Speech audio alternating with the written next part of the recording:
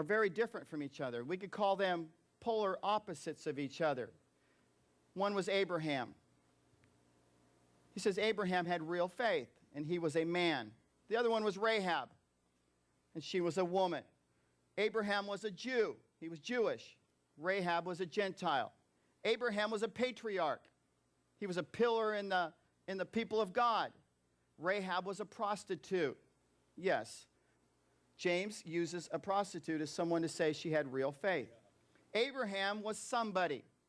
You could say Abraham was definitely, he's the father of faith. He was somebody.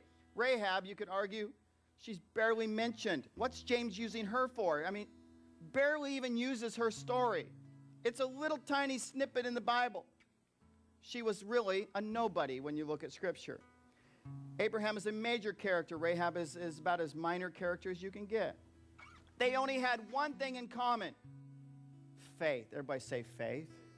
Faith. Now this is important. Listen. Their faith in God led them to action. Their faith in God led them to action. And our faith in God must lead us to action today as well. James chapter 2, verse 20. This will take me 1 minute. Verse 20. You foolish people, you must be shown that faith that does nothing is worth nothing. Abraham, our ancestor, was made right with God by what he did when he offered up his son Isaac on the altar. You see that Abraham's faith and the things he did, his faith and the things he did worked together. His faith was made perfect by what he did.